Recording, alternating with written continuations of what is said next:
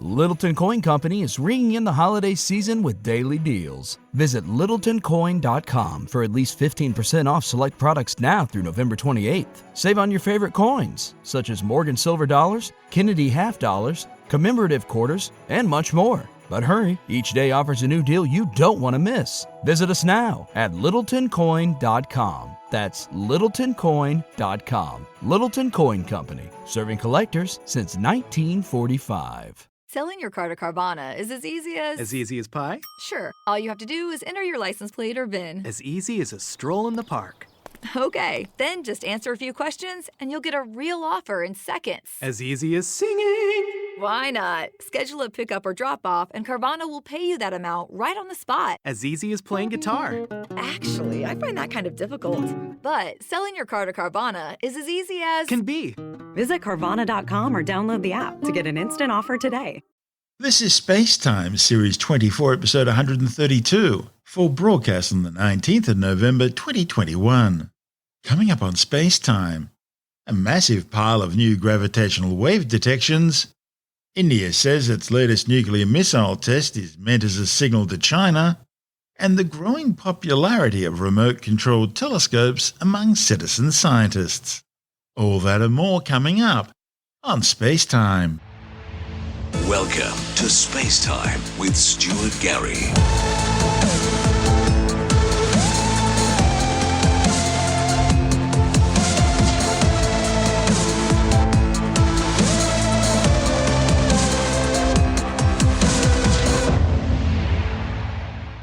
Scientists have announced another 35 new gravitational wave detections. The new discoveries bring the total number of observations to 90, including further confirmation of rare intermediate mass black holes. Gravitational waves were first predicted by Albert Einstein.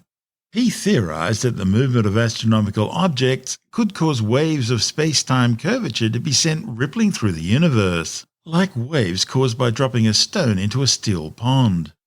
Like most of his work, Einstein's predictions were proven correct when in 2015 a gravitational wave signal was detected for the first time by LIGO, the Laser Interferometer Gravitational Wave Observatory. LIGO comprises two identical facilities, one in Livingston, Louisiana, the other in Hanford, Washington State. Each LIGO observatory fires lasers into a beam splitter, which shoots the beams along two perpendicular 4-kilometre-long tubes equipped with a mirrored test mass at the far end. The reflected laser lights then sent back to the detector, where eventually they should, well, theoretically at least, recombine.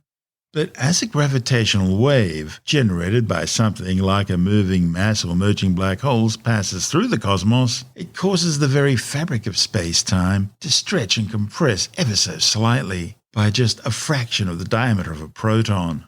And when a gravitational wave passes through the LIGO detector, local space-time, including the two beamlines and the test masses, are stretched and compressed ever so slightly, but enough to leave them out of phase, the signature of a gravitational wave event.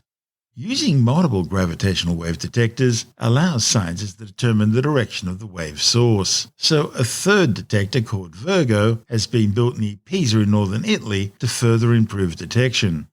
Now, a key feature of this particular run of detections was the addition of two additional gravitational wave observatories, one in Japan and another in Germany.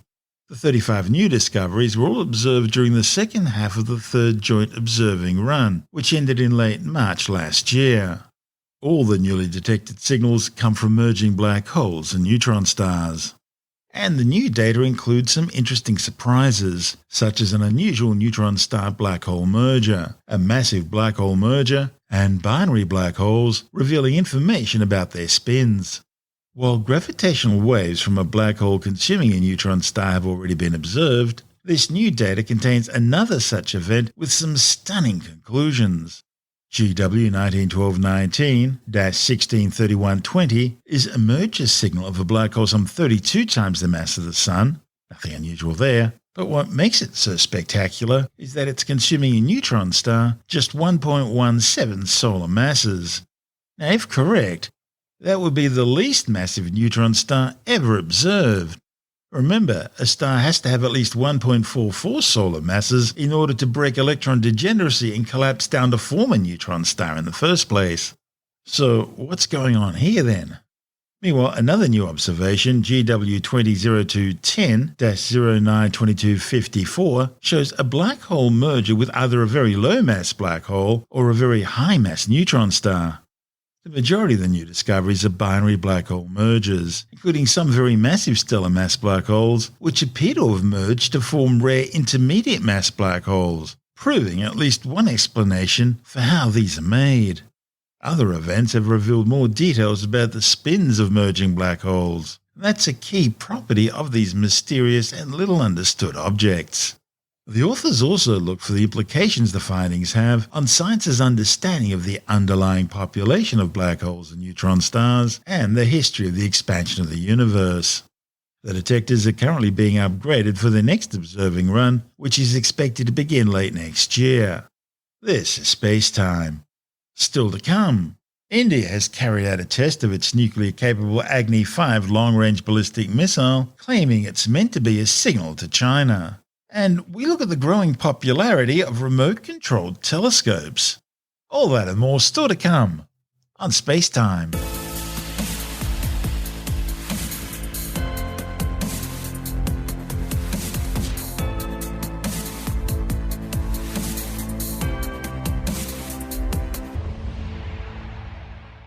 For the ones who get it done, the most important part is the one you need now. And the best partner is the one who can deliver. That's why millions of maintenance and repair pros trust Grainger, because we have professional-grade supplies for every industry, even hard-to-find products. And we have same-day pickup and next-day delivery on most orders. But most importantly, we have an unwavering commitment to help keep you up and running. Call, click Grainger.com, or just stop by. Grainger, for the ones who get it done. India has carried out a test of its nuclear-capable Agni-5 long-range ballistic missile. The nation's defense ministry is describing the test as a stern signal to China, which has been engaged in a series of deadly skirmishes with Indian troops along the disputed Himalayan border. 20 Indian soldiers were killed by China's People's Liberation Army in one attack in June last year. Beijing's also boasted about deploying a microwave heat ray weapon along its border with India, literally cooking Indian troops alive. The 17-metre-tall three-stage solid-fueled Agni-5 has a range of between 5,000 and 8,000 kilometres. The successful test of the rocket was conducted over the Bay of Bengal. India's deepened its defence cooperation with Western countries in recent years, including the new Quad Alliance with Australia, the United States and Japan. However, New Delhi is also a major buyer of Russian military hardware and has ordered Moscow's new S-400 missile defence system despite the threat of US sanctions over the $5.4 billion deal. This is SpaceTime. Still to come, we look at the growing popularity among citizen scientists for remote-controlled telescopes, not in your backyard, but in one on the other side of the planet. And later in the science report, a new study warns that global warming is causing extreme ice melting events in Greenland. All that and more still to come on SpaceTime.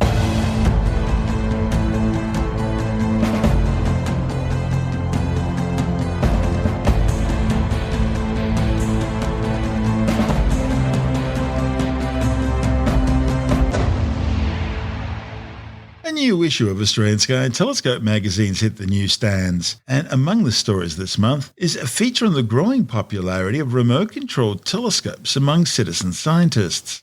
Now, these are not telescopes set up in your own backyard, but ones you have set up on the other side of the planet.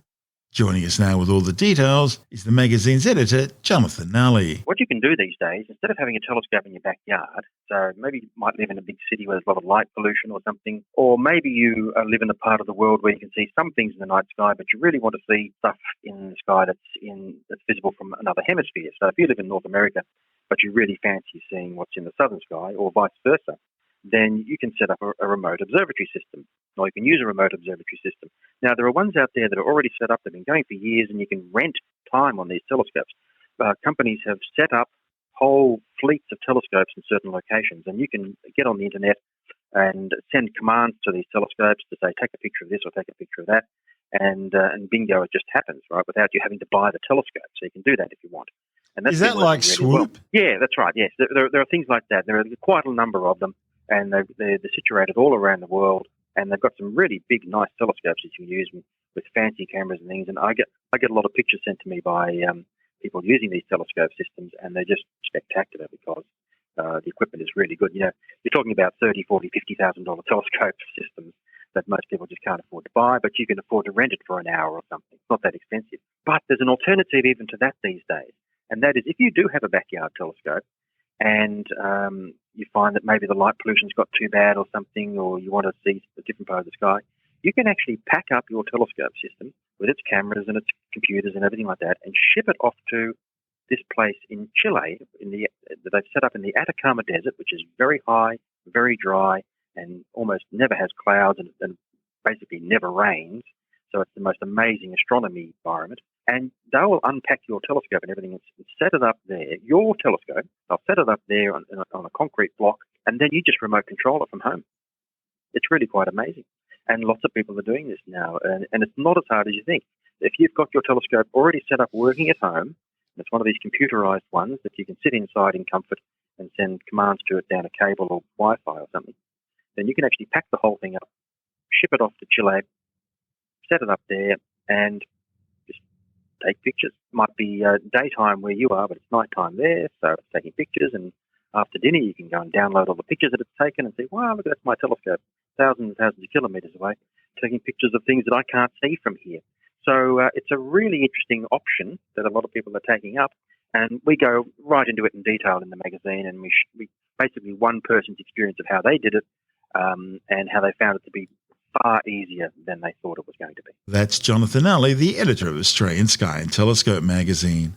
And don't forget, if you're having trouble getting your copy of Australian Sky and Telescope magazine from your usual retailer because of the current lockdown and travel restrictions, you can always get a print or digital subscription and have the magazine delivered directly to your letterbox or inbox.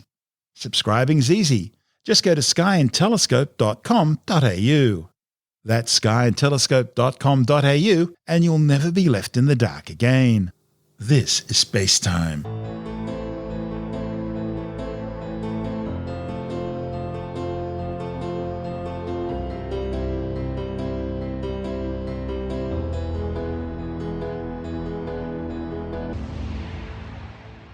And time now for another brief look at some of the other stories making news in science this week with the Science Report. A new study warns that global warming has caused extreme ice melting events in Greenland to become more frequent and more intense over the past 40 years, raising sea levels and flooding risk worldwide.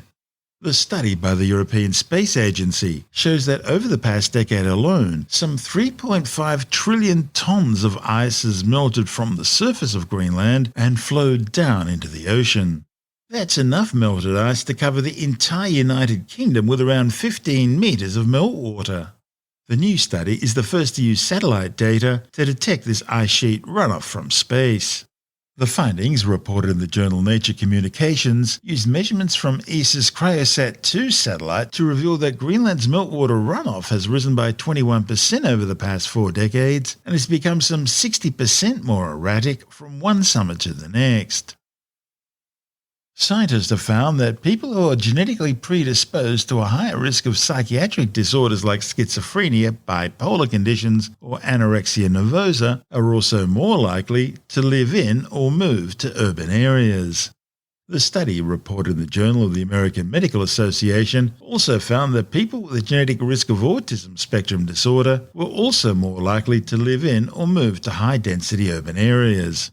Which is ironic considering people with autism are often blasé about the company of others. The authors say this new study suggests that genes may influence people's choice of living environment and that liability to these disorders predisposes people to inhabit more urban environments. The struggle of cutting takeaway food with a flimsy wooden or plastic disposable knife could be a thing of the past, with scientists creating a knife out of wood that could cut a medium well-done steak just as well as its stainless steel rivals. Researchers have developed a process for removing some of the weaker components in wood while at the same time keeping the stronger elements intact. A report in the journal Matter says the research can generate more sustainable material for sharper objects like knives. The authors believe this material could be used for more environmentally friendly reusable knives, rust-proof nails, and even more durable hardwood flooring. Therapeutic touch is one of those pseudoscientific contracts claiming to cure everything from cancer to crabs. Of course, its real purpose is to separate gullible people from their money. As Tim Mendham from Australian Skeptics explains, it only took a 9-year-old girl to totally discredit the practitioners or healers who were pushing this woo to the weak-minded. It's a lovely story. It's actually from the mid-90s, and it shows that anyone can be a skeptic and anyone can be a scientific skeptic. This involves a, quote, medical treatment, unquote, called therapeutic touch. Now, therapeutic touch does not involve touch. So why it's called that, I don't know. What it is basically a practitioner or a healer moves their hands over your body. They don't touch the body, they just move it a few inches above, etc. And they can feel bad energies and then dismiss them. And you don't want to be in the area when they dismiss them because you might be covered in all the bad energies. But anyway, they can do this, perform therapeutic practices without touching. So this is a 9-year-old girl in America who set up this test and said, pretty straightforward way of doing a test. Okay, you're a therapeutic touch practitioner. Come here, stick your arms through these holes in a bit of cardboard. She set up a bit of cardboard. Stick your arms through at a slight distance from each other and put this towel over your head and over your arms, and then I will hold my hand over one of your hands. And you can tell me which hand my hand is over. Pretty straightforward. You got a 50-50 chance, really, like just by guessing. And so she got a lot of therapeutic touch practitioners to do this, mainly because it was actually part of a science fair. She was in 4th year of school. This was her project. She was 9 years old. And she got all up about 21 people to do it. 14 of them were given 10 chances. So they should have got a 5 out of 10. And 7 of them were given 20 chances, and they should have got by chance 10 out of 20. So they should be 50% just by tossing a coin. They actually ended up getting 44% correct. So in other words, they were below chance. And of course, as soon as they fail, and this happens with that we know in our skeptics challenges, as soon as people fail, they'll find an excuse for why they failed. Certainly not the fact that they don't have a skill. Oh, no, they don't doubt that. What they will find is that the circumstances were wrong, even though they often agree beforehand that the circumstances are fine, that they've said things in this particular case, oh, it was too cold, or the air conditioning was blowing the force field away. not much of a force field. I wouldn't use that to fight off missiles in space if the air conditioning can blow it away. Stupid excuses. They're obviously desperate to try and find some reason why they failed that wouldn't involve them not having a particular skill or that this skill was shonky. But basically, therapeutic touch is shonky. It's the sort of thing that this was a nice test. She actually got it published in the Journal of the American Medical Association when she was 11. That made her the youngest person to be published in a peer-reviewed medical journal. So good on her. A simple test, well performed, straightforward, clear results. Classic skepticism. That's Tim Mendham from Australian Skeptics.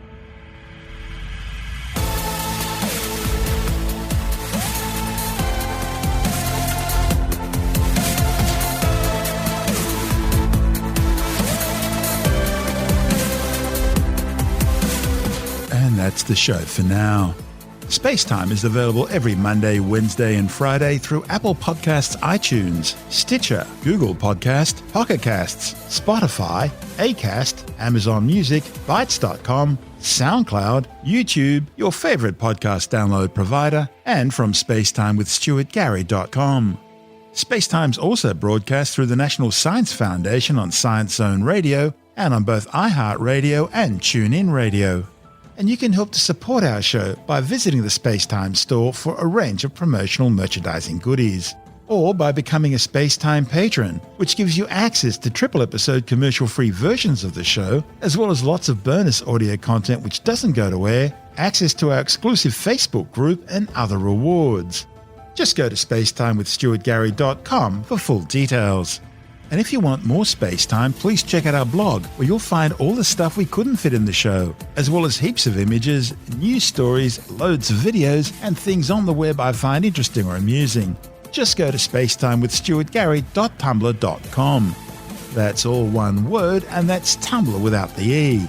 You can also follow us through @StuartGary on Twitter, @SpaceTimeWithStuartGary on Instagram, through our SpaceTime YouTube channel, and on Facebook, just go to facebook.com/SpaceTime with Stuart Gary. And SpaceTime is brought to you in collaboration with Australian Sky and Telescope magazine, your window on the universe. You've been listening to SpaceTime with Stuart Gary. This has been another quality podcast production from Bytes.com.